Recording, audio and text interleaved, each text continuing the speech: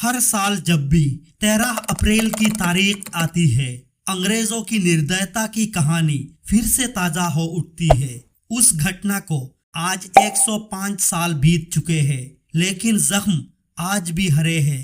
ये कहानी है जालियांवाला बाग हत्याकांड की, भारत की आजादी की लड़ाई की सबसे दुखद और क्रूर घटनाओं में से एक, जालियांवाला बाग हत्याकांड का दिन।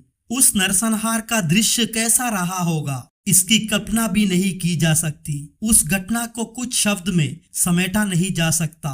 संक्षेप में आइए जानते हैं जालियांवाला बाग हत्याकांड के बारे में।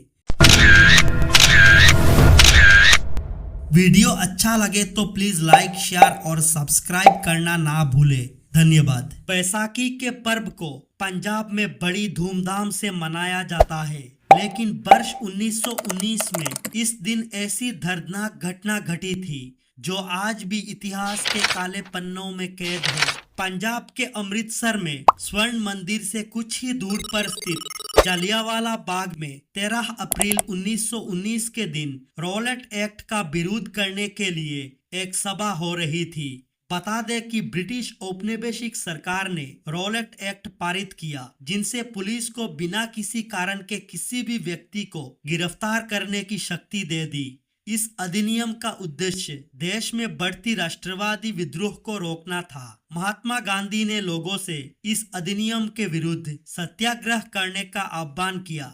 उस दिन जालियांवाला बाग में इस सभा को रोकने के लिए ब्रिटिश अधिकारी जनरल डायर ने अंधाधुंध गोलियां चलवा दी थी। इस हमले में 1000 से ज्यादा लोग मारे गए थे, जबकि 2000 से ज्यादा घायल हुए। सैकड़ों महिलाओं, बुजुर्गों और बच्चों ने जान बचाने के लिए वहां बने गहरे कुएं में छलांग लगा दी। इस घटना की शुरुआत 10 अप्रैल को होती है, जब रॉलेट एक्ट का उल्लंघन करने पर सैफुद्दीन और डॉक्टर सत्यपाल को ब्रिटिश अधिकारी द्वारा गिरफ्तार कर लेती है। असल में उस समय पूरे देश में रॉलेट एक्ट का कानून पास कर दिया जाता है, जिसके तहत ब्रिटिशर्स किसी भी भारतीय पर बिना मुकदमा चलाए उसे जेल पर बंद कर सकती थी। उस कानून को इतिहास में काला कानून भी कहा जाता है, जिसका विरोध महात्मा गांधी ने भी जमकर किया था। सैफुद्दीन और सत्यपाल की गिरफ्तारी के बाद पंजाब के लोगों में जबरदस्त आक्रोश था, जिसके चलते इन लोगों ने मिलकर 13 अप्रैल को बैसाखी के अवसर पर जालियांवाला बाग में एक सभा का आयोजन करने का फैसला किया। यह बात जब ब्रिगेडियर जनरल रेजिनाल्ड डायर को पता चली तो उन्होंने अतिरिक्त सैन्य पहले ही बुला ली और 12 अप्रैल तक वे पूरी तरह ऐसी चौकन्ना हो गए।